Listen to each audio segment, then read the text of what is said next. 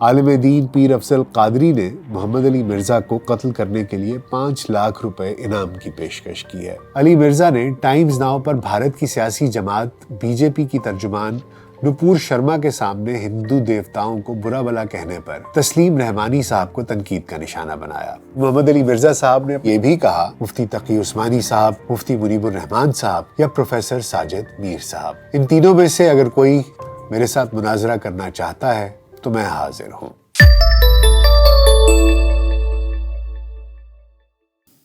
وی L C podcast میں doctor Nasir Baig کے ساتھ خاکسار آپ کی خدمت میں حاضر ہے۔ نومبر کے آخری 10 دنوں میں سوشل میڈیا پر ایک بڑی ہیو اینڈ کرائی تھی، ایک بڑا شور تھا، ایک خبر جس نے کہ سوشل میڈیا کو it took it by a storm, اور وہ خبر تھی ایک مناظرے کے بارے میں کہ جی ایک چیلنج دیا گیا تھا اور اس چیلنج کو قبول کیا گیا ہے، اور ایک مناظرہ ہے جو کہ انجینئر محمد علی مرزا کے درمیان اور حنیف قریشی صاحب جو کہ مفتی ہیں اور بریلوی سیکٹ سے بلانگ کرتے ہیں، ان دونوں کے درمیان ایک مناظرہ ہے۔ اویس ربانی صاحب ایک اینکر ہیں، انہوں نے اس مناظرے کا اعلان کیا، بڑی ہائپ ملی اس کو میڈیا میں اور سوشل میڈیا میں، اور جناب یہ ہو گیا اور وہ ہو گیا، اور باقی کلپس وغیرہ تو محمد علی مرزا صاحب کے ہم دیکھتے رہتے تھے، تو سوچا کہ کیوں نہ محمد علی مرزا صاحب کے بارے میں کچھ انفارمیشن آپ تک پہنچا دی جائے۔ انجینئر محمد علی مرزا کے خلاف اپریل 2023 میں پاکستان پینل کوڈ کی دفعہ 295C کے تحت توہین مذہب کا مقدمہ درج کیا گیا تھا۔ مرزا کے خلاف الزامات میں مذہب کی توہین کے علاوہ پاکستان کے اس قانونی حکم کو کم کرنا بھی شامل ہے جو احمدیوں کو غیر مسلم کی حیثیت کا حامل سمجھتا ہے۔ ان کے ناقدین کا دعویٰ ہے کہ وہ اسلامی مقدسات کا ذکر کرتے وقت توہین آمیز زبان استعمال کرتے ہیں اور اپنے دلائل کی تائید کے لیے سیاق و سباق سے ہٹ کر اپنے لیکچرز کے کلپس پیش کرتے ہیں۔ عالم دین پیر افضل قادری نے محمد علی مرزا کو قتل کرنے کے لیے 5 لاکھ روپے انعام کی پیشکش کی ہے، یہ کہتے ہوئے کہ وہ مارے جانے کا مستحق ہے۔ اپنے مذہبی بیانات کی وجہ سے چند سالوں سے ان کی شخصیت کافی متنازع رہی ہے۔ آخر یہ محمد علی مرزا کون ہیں؟ ان کی زندگی کہاں سے شروع ہوئی اور اب تک کیا کیا کر چکے ہیں؟ آئیے اس پر ایک نظر ڈالتے ہیں۔ ان کے والد مرزا ارشد محمود مبینہ طور پر الائٹ بینک میں کام کرتے تھے۔ علی مرزا نے انجینئرنگ کی تعلیم university of engineering and technology Taxila سے حاصل کی۔ انہوں نے 19ویں پے اسکیل پر حکومت پنجاب میں میکینیکل انجینئر کی حیثیت سے کام کیا، لیکن بعد میں جب محکمے نے انہیں چھوڑنے کو کہا تو انہوں نے استعفیٰ دے دیا کیونکہ وہ ایک عوامی شخصیت بن چکے تھے۔ مرزا محمد علی ایک محقق ہیں جو یوٹیوب کے ذریعے درس دیتے ہیں اور خود کو کسی فرقے سے منسوب نہیں کرتے۔ پیشے کے لحاظ سے میکینیکل انجینئر ہیں، لیکن وہ انجینئرنگ سے زیادہ علوم اسلامیہ میں مصروف ہیں۔ اسی نسبت سے موصوف جہلم شہر میں قرآن و سنت ریسرچ اکیڈمی بھی چلاتے ہیں۔ ادارے کی پالیسیوں میں سر فہرست امت اسلامیہ کا اتحاد و اتفاق ہے، اور بظاہر مرزا صاحب کی ساری کوششیں اسی حوالے سے سامنے لائی جا رہی ہیں۔ ریسرچ سے معلوم ہوتا ہے کہ مرزا صاحب پاکستان میں مروجہ نظام کے مطابق کسی مدرسے سے فارغ التحصیل نہیں ہیں، کوئی امام مسجد بھی نہیں ہے، آن لائن مذہبی درس دیتے ہیں جہاں وہ مختلف معاشرتی اور مذہبی موضوعات پر مبنی گفتگو کرتے ہیں۔ لیکن ان کی مقبولیت کی سب سے بڑی وجہ یہ ہے کہ وہ حساس موضوعات پر بھی بڑی کھل کر دمنگ قسم کی گفتگو کرتے ہیں اور صحابہ کے خلاف بھی تنقیدی الفاظ استعمال کرتے ہیں، خصوصاً حضرت علی کے مقابلے میں آنے والے نبی پاک صلی اللہ علیہ وسلم کے صحابہ پر شدید تنقید کرتے ہوئے ان کو بدعتی، ظالم وغیرہ کہتے ہیں، جبکہ ان کے خیالات سے اختلافات کرنے والے لوگ ان کے انداز گفتگو کو شدید تنقیدی انداز میں دیکھتے اور لکھتے ہیں۔ ان کی بیشتر تقریروں پر بہت سے تنازعات کھڑے ہو چکے ہیں۔ مئی 2020 میں انہیں مذہبی منافرت پھیلانے کے الزام میں گرفتار کیا گیا۔ 6 مئی 2020 کو ضمانت پر رہا ہو گئے، اور اپنی گرفتاری پر ان کا موقف یہ تھا کہ ان کے لیکچر کو سیاق و سباق سے ہٹ کر پیش کیا گیا۔ بعد میں انہوں نے اپنے موقف کی تائید میں کئی کتب کے ساتھ ساتھ قرآن کریم سے بھی کئی حوالے دیے۔ محمد علی مرزا کی گرفتاری کے بعد سوشل میڈیا پر ان کی گرفتاری اور وائرل ہونے والی ویڈیوز کافی زیر بحث رہیں، جس کے بعد سابقہ ٹویٹر اور موجودہ ایکس پر ان کے نام سے ٹرینڈ بھی چلنے لگے، اور مرزا کی گرفتاری پر عوام کے رد عمل کے ساتھ ساتھ چند دیگر نامور شخصیات کی جانب سے ٹویٹس بھی سامنے آئے، جن میں اداکار حمزہ علی عباسی نے ان کی گرفتاری پر لکھا تھا کہ یاد رہے دوسروں کو ان کے عقیدوں کی وجہ سے دبانے پر ہمیں اللہ کے سامنے جواب دہ ہونا پڑے گا، جبکہ محمد علی مرزا کی گرفتاری پاکستانیوں کے لیے ایک لمحہ فکر ہے۔ جہاں لوگوں کی بڑی تعداد نے ان کے حق میں سوشل میڈیا پر لکھا، وہیں کچھ لوگوں کی جانب سے علی مرزا کی گرفتاری کو سراہا بھی گیا۔ اینکر عمران ریاض کا کہنا تھا کہ اگر علمی اور فرقوں کے اختلافات پر ایسے ہی مقدمات شروع کر دیے گئے تو ہمارے علماء کی ایک بڑی تعداد جیلوں میں بند ہو جائے گی۔ انجینئر صاحب کا موقف نیا نہیں ہے۔ 2017 میں مرزا صاحب پر پہلی بار قاتلانہ حملہ ہوا، جبکہ 14 مارچ 2021 کو جہلم کی ایک دینی اکیڈمی میں دوسرا قاتلانہ حملہ ہوا، جس میں وہ محفوظ رہے۔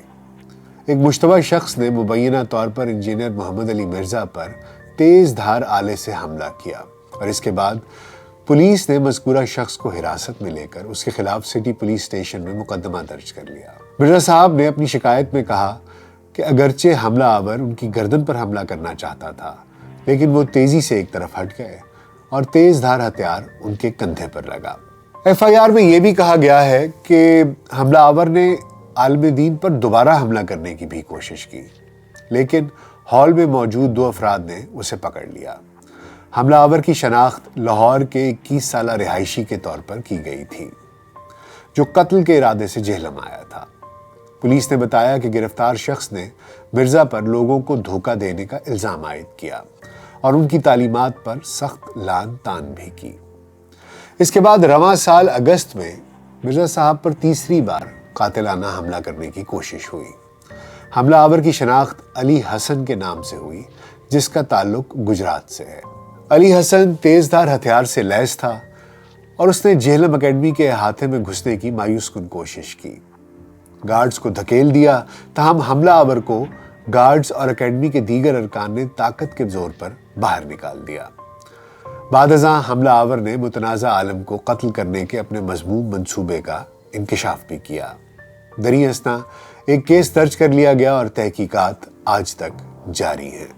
اموی خلافت کے پہلے خلیفہ معاویہ اول کے بارے میں مرزا کے خیالات نے انہیں پاکستان کے سنی مسلم علماء کے درمیان ایک متنازع شخصیت بنا دیا ہے۔ دیوبند کے عالم دین طارق مسعود صاحب سے ان کی طویل علمی دشمنی رہی ہے۔ معاویہ پر مرزا نے مسعود کو چیلنج کیا کہ وہ جہلم پہنچے اور آمنے سامنے بحث کریں۔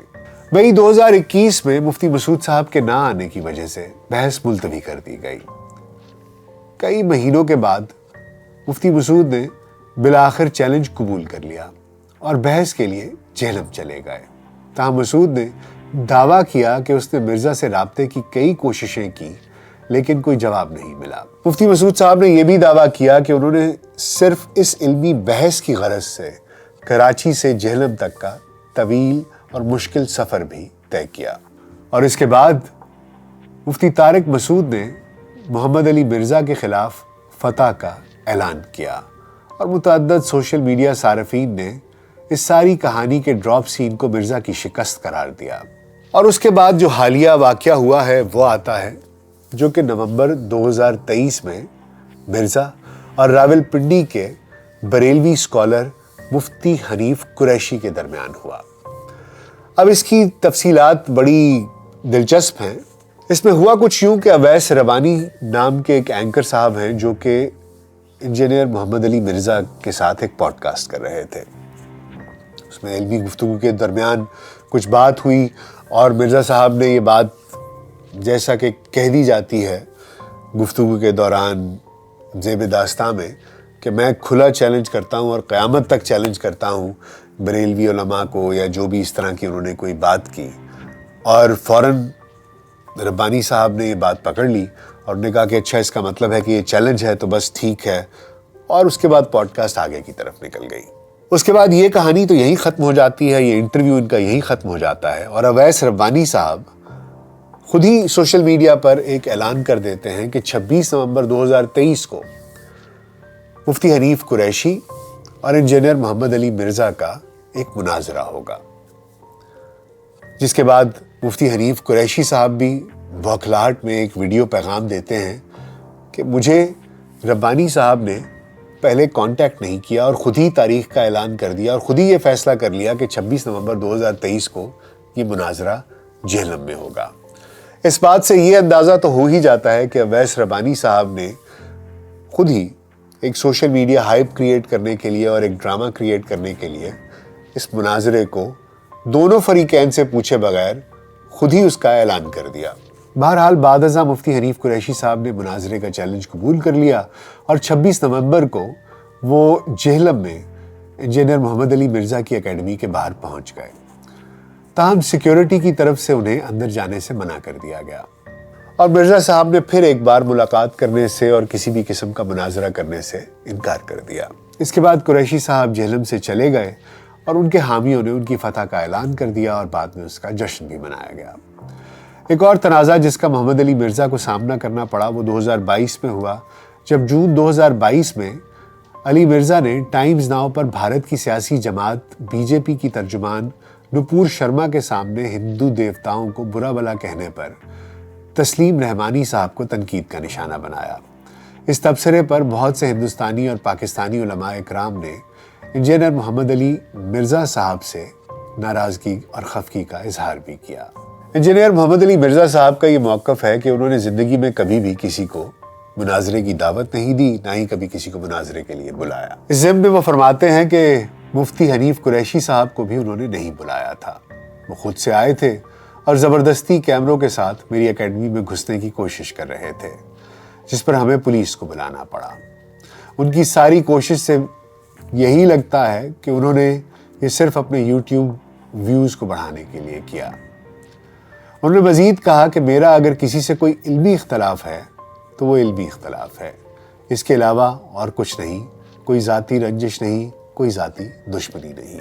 اگر میرے ساتھ مناظرہ کرنے کے لیے کوئی خواہش مند ہے تو کسی بڑے کو بھیجے، یعنی مفتی تقی عثمانی صاحب کو، مفتی منیب الرحمان صاحب کو یا پروفیسر ساجد میر صاحب کو۔ ان تینوں میں سے اگر کوئی میرے ساتھ مناظرہ کرنا چاہتا ہے تو میں حاضر ہوں۔ لیکن مرزا صاحب نے ایک شرط عائد کرتے ہوئے یہ بھی کہا کہ اس سے پہلے وہ ویڈیو ریکارڈ کر دیں کہ اگر میری کسی بات کو وہ دلیل سے رد نہ کر سکے تو میری جیت کو تسلیم کریں گے۔ ناظرین، ہم نے یہ ساری صورتحال آپ کے سامنے رکھ دی ہے، اب اس میں سے کیا درست ہے کیا غلط ہے اس کا فیصلہ آپ نے کرنا ہے۔ مرزا صاحب بابوں پر بھی بہت تنقید کرتے ہیں۔ بابوں سے مراد وہ بزرگان دین ہیں جو آج سے پہلے گزر چکے ہیں۔ ان کا موقف یہ ہے کہ ان کی جو تعلیمات قرآن و سنت اور حدیث کی روشنی میں ہیں ان پر ضرور عمل کیا جائے، لیکن کتابوں میں انہیں یہ محسوس ہوتا ہے کہ زیب داستان کے لیے بہت سی ان کی کرامات اور بہت سے قصے اور کہانیاں شاید گڑھ کے لکھ دی گئی ہیں۔ سننے میں یہ بھی آتا ہے کہ محمد علی مرزا صاحب نے اپنے یوٹیوب چینل کو مانیٹائز نہیں کروایا ہوا۔ وہ جب پھرتے ہیں تو اپنے ساتھ 8-10 گارڈز لے کر نہیں پھرتے، نارمل موٹر سائیکل پر عام انسان کی طرح سفر کرتے ہیں۔ اس بات کو سراہا جانا چاہیے، کیونکہ آج کل کے دور میں ہم دیکھتے ہیں کہ جیسے ہی کسی عالم دین کو پہچانا جانا شروع ہو جاتے ہیں وہ اور لوگوں میں مقبول ہو جاتے ہیں، مشہور ہو جاتے ہیں، تو ویسے ویسے ان کے ساتھ ارد گرد لوگوں کا ہجوم بڑھنے لگتا ہے۔ ان کے پاس اعلیٰ گاڑیاں آ جاتی ہیں، وہ بڑے بڑے اونچے اونچے لوگوں کی محافل میں جاتے ہیں، وہ بڑے بڑے چینلز میں بیٹھ کر درس دیتے ہیں، اور ان کا معاشی اور فائنینشیل سٹیٹس بھی اوپر ہو جاتا ہے۔ مرزا صاحب ابھی تک ان تمام چیزوں سے بچے ہوئے نظر آتے ہیں۔ بہرحال ہماری خواہش یہی ہے کہ تمام عالم دین یکجا ہوں، تمام مکتبہ فکر کے علماء اکٹھے بیٹھیں، اور یہ جو تمام فرقے ہیں، یہ جو تمام سیکٹس ہیں، ان تمام لوگوں کو ایک ہی پلیٹ فارم پر لے کر آئیں اور مسلم امہ کو ایک جگہ پر جمع کریں۔ اپنا بہت خیال رکھیے گا. شکریہ.